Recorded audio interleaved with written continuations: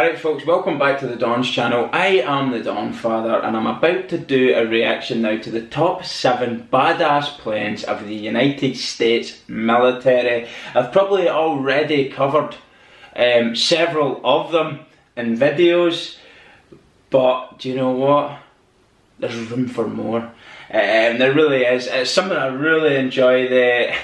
Some of the gunships that they have are just frightening. I'd imagine some of the jets that they've got as well, just unbelievable. But what I will say is, this possibly could have some Navy ones in it, and if it doesn't actually explain it to me, apologies in advance for getting them confused between which one's US Navy and which one's United States Air Force. I'd imagine because it says US military that you're getting maybe a mashup here of different ones for each of the branches. But they might mention which one's which and who or what branch they're with. So anyway, the link to this original video, as always, in the description section below. So will our Patreon account if you'd like a personalised video request and shout out. Check that out, become a patron, or simply join the channel as a member and get your requests through that way. Don't forget to subscribe, like, comment and share, and put the bell on. That would be fantastic. Anyway then, no more talking.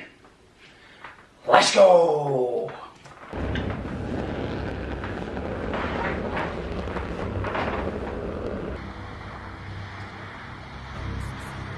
The top 7 badass planes of the U.S. military. Badass.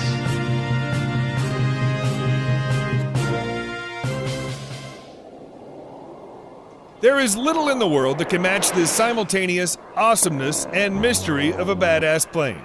These are the paragon of modern innovation, yet largely pass invisibly above us.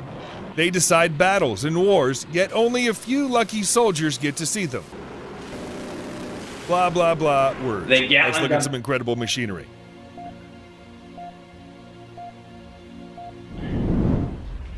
Seven, Lockheed Martin F-35 Lightning II. Love it or hate it, and there are plenty on both sides, the F-35 is the biggest and most important military aircraft program in the world today. First conceived in the Joint Strike Fighter program in 1992, the F-35 entered service in 2015, though serious technical problems remain, including issues with the stealth coating and night vision cameras. The F-35 is a multi-role aircraft to replace the aging fleets of F-16s, F/A-18s, A-10s, and AV-8Bs. Unlike them, it has the advantage of stealth and advanced sensors. An impressive helmet-mounted display not only replaces the traditional heads-up display projected on the canopy to show speed, fuel, and other data, but provides infrared imagery at all angles so the pilot can see through the aircraft. The F-35 can act as a mobile sensor package, spotting targets and handing off data to less capable aircraft around it, boosting their effectiveness. The F-35 successfully conducted its first airstrikes in Iraq. Bombing ISIS tunnels is not a true test of modern aircraft, though, and whether the world's first trillion-dollar program pays off remains to be seen. What? $1 trillion? 6. Whoa. Lockheed Martin F-22 Raptor. The first 5th-generation fighter aircraft, the F-22 is a stealthy air superiority aircraft able to cruise at supersonic speeds with a fearsome load of advanced weapons. To many, it is still the greatest air-to-air combat vehicle ever devised. The F-22 was the product of the Advanced Tactical Fighter program to replace the F-15 in the 1980s and eventually entered service in 2005. It was built with 2 key capabilities in mind. One was supercruise, being able to travel at high speeds for extended periods, not just in short bursts like the F-15. The other was stealth. The F-22 is all but invisible to radar, so it can spot and engage enemy aircraft long before they ever realize it's there. Oh my lord, come on! Rising production costs meant that numbers of F-22 were strictly limited, and plans to acquire 750 F-22s were soon scaled back, and only 187 operational aircraft were built. While there are some concerns over having such a small elite fighter force, nobody doubts the F-22's capability.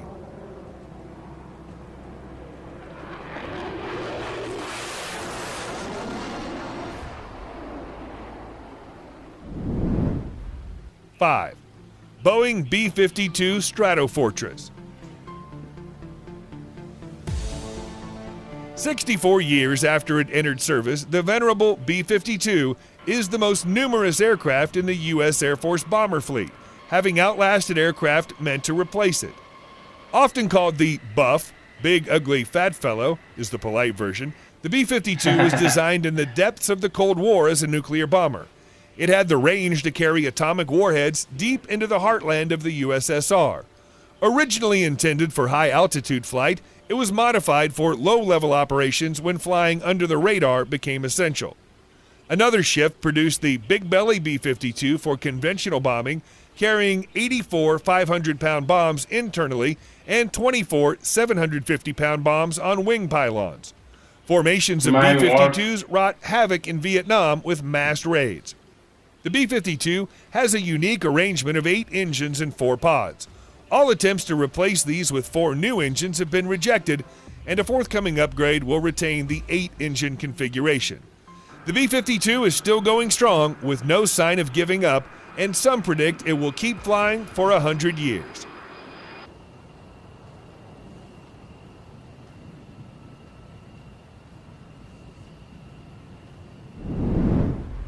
Four, McDonnell Douglas F-15 Eagle. Introduced in 1976, the F-15 was meant to be an unbeatable air superiority fighter, and it delivered. Its record in combat of over 100 kills with no losses is unrivaled. The twin-engined Eagle combines agility with speed, reaching Mach 2.5 at high altitude. It's equally capable of losing long-range AMRAAM missiles guided by its powerful AN/APG-63 radar, or mixing it up in dogfights with short-range sidewinders. The F-15's potential for the ground attack was later exploited in the F-15E Strike Eagle variant. This uses the plane's size and power to haul an impressive load of precision bombs. The basic design has proven so strong that even 40 years on, the Eagle continues to be effective, with the F-15 SE Silent Eagle stealth variant and the F-15X Advanced Eagle threatening to undercut the advantages of more modern aircraft.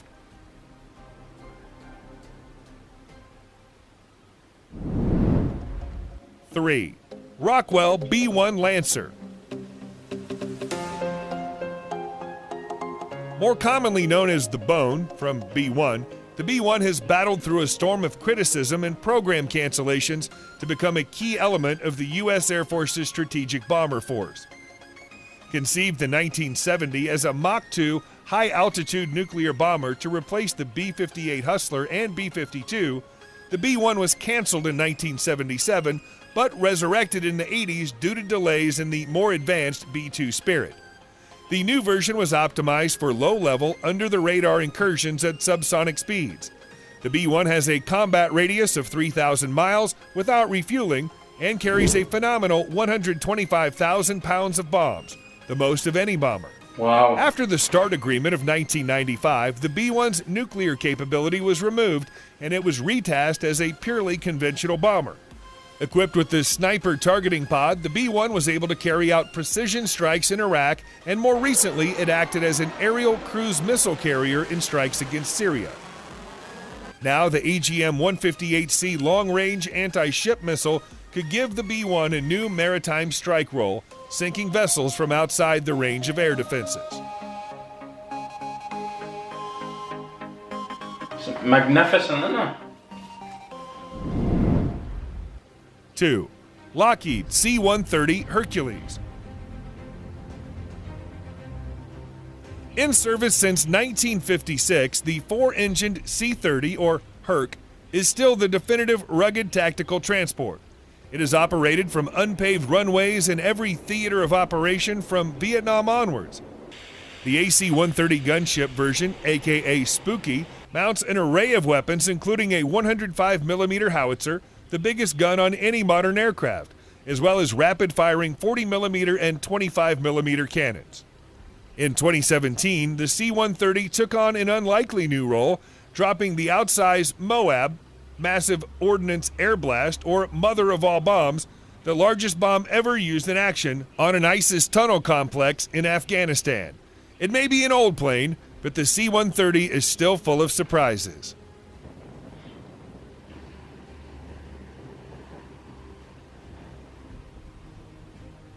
It's reliable at the end of the day, isn't it? 1. Fairchild Republic A-10 Thunderbolt II. Better known as the Warthog for its looks, the A-10 is a slow, low-tech aircraft weighed down by armor plate and armed with a giant gun. It looks more steampunk than 21st century, but the A-10 is a battle-proven veteran that's won the hearts of the foot soldiers it supports, if not Air Force generals who have repeatedly tried to retire it. The A-10 was introduced in 1977 as a straightforward tank buster to prevent massed Soviet armored divisions from overrunning Europe. It would survive by staying low, executing brief pop-up attacks, and with built-in protection including a titanium bathtub that encloses the pilot, proof against 23mm anti-aircraft cannon fire. For armament, in addition to a respectable bomb load, the A-10 has the mighty 30mm GAU-8 Avenger, a 7-barrel Gatling gun firing 70 armor-piercing rounds a second. The cannon takes up 1/6 of the A-10's weight. Credited with destroying 987 Iraqi tanks in the 1991 Gulf War and doing more damage to Iraqi ground forces than all other Allied aircraft combined. The A-10 has since been upgraded to deliver smart bombs and remains the close support aircraft par excellence. I just love it.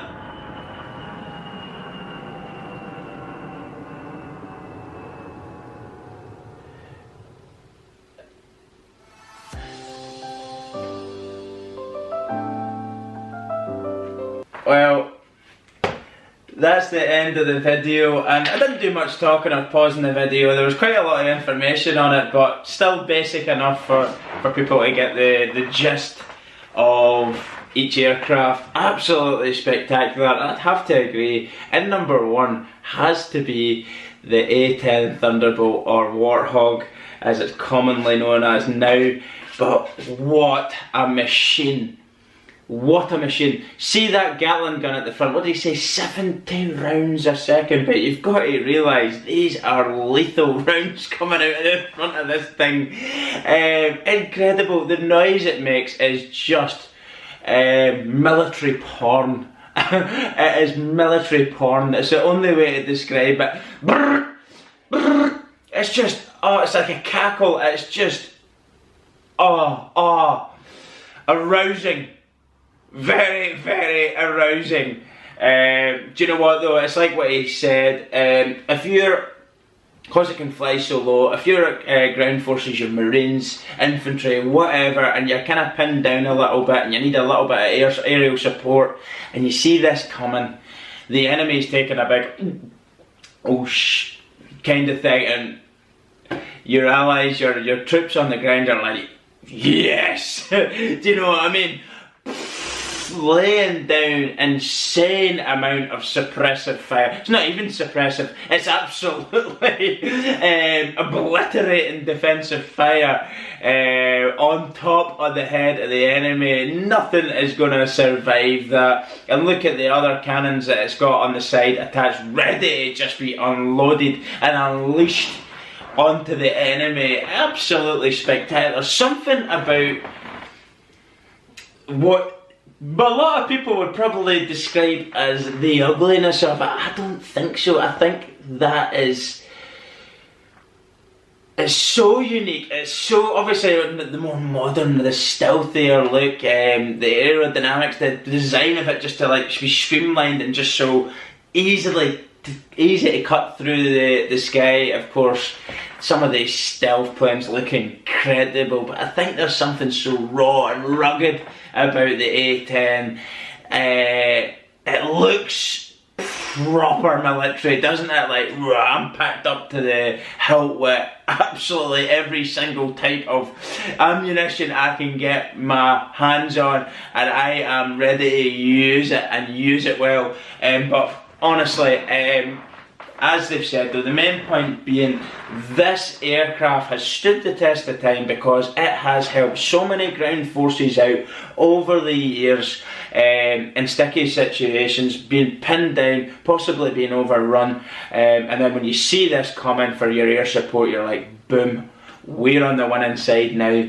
And that's just the way of it. When you've got something so reliable like the C-130 as well, and then the B-2 bomber, these things are around for so long because they're proven in battle. They could be modified and upgraded with more modern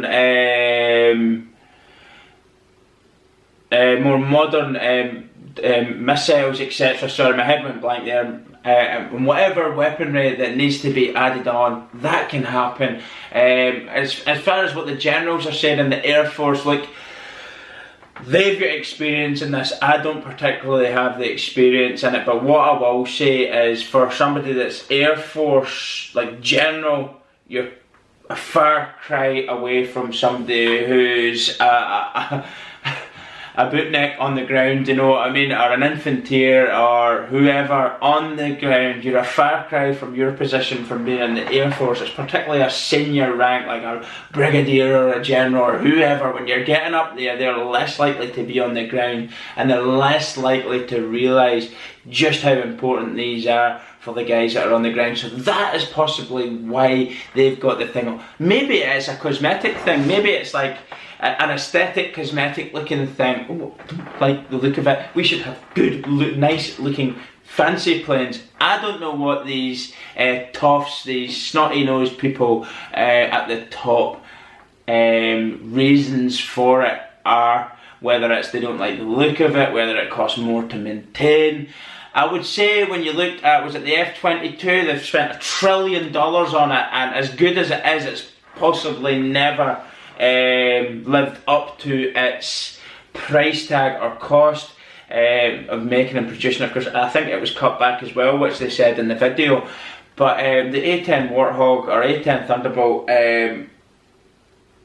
it's a fantastic piece of equipment. And I'd imagine in most modern conflicts that you're ever going to go on, whether or not you're in the Middle East or somewhere of that sort of thing where you're fighting against like, sort of like insurgents or smaller armies, is perfect for the job. If you were fighting against now a so-called superpower such as Russia, for example, or China, I'm not too sure if you'd be putting that in at the very start. You'd be looking to ground their Air Force, their Navy, sink all that, and then you'd be coming in onto land and you'd be taking out infantry sort of positions and having your ground troops going in. That's where that sort of aircraft would come into its own. But in like sort of conflicts that you've seen the US in the last 40, 50, 60 years, is perfect for the job, isn't it? I mean, anything on a global scale where you're fighting against superpowers, I'd imagine there wouldn't be a lot of aircrafts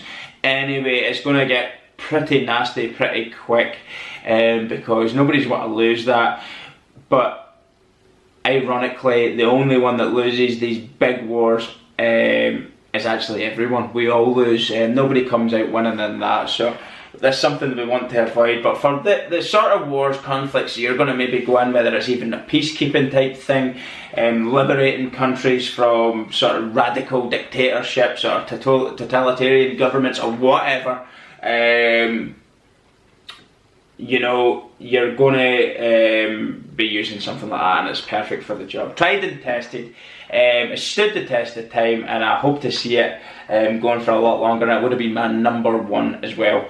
Thanks very much for watching, everyone. I did bang on a little bit there, but I wanted to say a few wee bits about it because really enjoy looking at some of the Air Force and the Navy's capabilities in the air. It's absolutely frightening, some of the machines. And I'll tell you, there's more than what we know of. There's definitely more than what we know of ready to be deployed or are actually on active operation right now, but we're just not allowed to know. It's a need to know basis, and we do not need to know. Sometimes the general public, Joe Blogs on the street, cannot handle the truth, and that is why it's withheld from you. Thanks again. The link to the original video will be in the description section below if you want to check it out again. Don't forget our Patreon account and all that, and Instagram and everything's down there as well. If you'd like to become a patron and get a personalised video request and shout out, do check that out and get your request through that way, or simply join the channel as a member and you can also do it. Don't forget to subscribe, like, comment and share, and put the bell on. And that is everything. Thanks very much for watching, everyone. I am the Dawn Father, and I'll see you all soon.